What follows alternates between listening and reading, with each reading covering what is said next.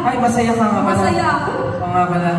Baka alam kasi maraming tamaan sa mga kakantahin natin. Tama ba? Kasi guys, mapaalala lang namin, ang pinuto niya dito, hindi kami, yung playlist na kakantahin namin tonight. Tama ba? Tama? Buti naman nagkakalinawan tayo. Kasi sobrang excited kami ni Judy na mag-perform tonight. Kasi iba kasi talaga yung lakas ng music minsan.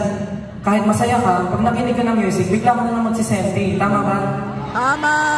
Diba? Pag nakarinig ka ng malungkot, parang biglang babalik yung memories ng mga panahon na sinaktan ka niya. Oh, bakit parang may ano tayo doon?